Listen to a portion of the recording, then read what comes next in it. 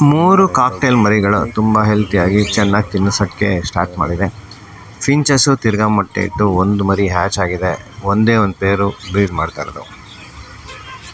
ಇವತ್ತು ನಮ್ಮ ಫಿಂಚಸ್ಸು ಮತ್ತು ಕಾಕ್ಟೇಲು ಏನು ದಬಾಗ್ತಾ ಇದೆ ಅಂತ ನೋಡೋ ಸಮಯ. ಫಿಂಚಸಲ್ಲಿ ಒಂದೇ ಒಂದು ಗೂಡಲ್ಲಿ ಮಾತ್ರ ನೆಸ್ಟಿಂಗ್ ಮೆಟೀರಿಯಲ್ ಜೊತೆಗೆ ಒಂದು ಮೊಟ್ಟೆ ಜೊತೆಗೆ ಒಂದು ಮರಿ ಹ್ಯಾಚ್ ಆಗಿದೆ. ಆ ಮರಿ ಚೆನ್ನಾಗಿದೆ ನೋಡೋಕ್ಕೆ. ಆಮೇಲೆ ಇನ್ನು ಆಲ್ಟರ್ನೇಟಿವ್ ಡೇ ಥರ ಒಂದೊಂದೇ ಹ್ಯಾಚ್ ಆಗುತ್ತೆ. ಬೇರೆದರಲ್ಲಿ ಏನು ಪ್ರೋಗ್ರೆಸ್ ಇಲ್ಲ. ಯಾಕಂದರೆ ನನ್ನ ಪ್ರಕಾರ ನಮ್ಮ ಇಷ್ಟು ಸೆಟಪ್ಪಲ್ಲಿ ಒಂದೇ ಒಂದು ಪೇರು ಬ್ರೀಡ್ ಮಾಡ್ತಾ ಇರೋದು. ಇನ್ನು ಮಿಕ್ಕಿದೆಲ್ಲ ಸುಮ್ಮನೆ ನೆಸ್ಟ್ ಕಟ್ತಾ ಇದೆ. ಸೊ ಅದಕ್ಕೋಸ್ಕರ ಪೇಷನ್ಸಿಂದ ಕಾಯಬೇಕು, ನೋಡೋಣ ಬೇರೆದೆಲ್ಲ ಏನು ಮಾಡುತ್ತೆ ಅಂತ. ಸದ್ಯಕ್ಕೆ ಇವಾಗ ನಮ್ಮ ಫಿಂಚಸ್ಸು ಒಂದೇ ಒಂದು ಪೇರು ಬ್ರೀಡ್ ಮಾಡ್ತಾ ಇದೆ.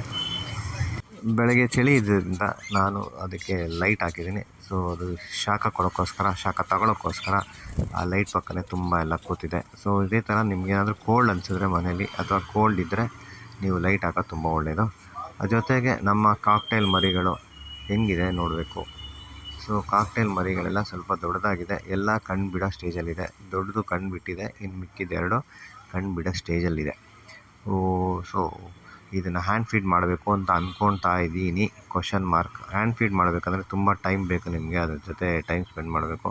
ಯಾಕಂದರೆ ಒಂದು ಸತಿ ಪೇರೆಂಟ್ಸಿಂದ ತೆಗೆದ್ಮೇಲೆ ಹ್ಯಾಂಡ್ ಫೀಡ್ ಮಾಡೋಕ್ಕೆ ತಿರ್ಗಾ ಪೇರೆಂಟ್ಸು ಅದಕ್ಕೆ ತಿನ್ಸೋದು ನಿಲ್ಲಿಸ್ಬಿಡುತ್ತೆ. ಸೊ ಅದಕ್ಕೆ ನಿಮ್ಗೆ ಏನಾದರೂ ಟೈಮ್ ಇದ್ದರೆ ಮಾತ್ರ ಹ್ಯಾಂಡ್ ಫೀಡ್ ಮಾಡೋಕ್ಕೆ ತೊಗೊಳ್ಳಿ, ಇಲ್ಲ ಅಂದರೆ ಪೇರೆಂಟ್ಸಿಗೆ ತಿನ್ಸೋಕ್ಕೆ ಬಿಡಿ.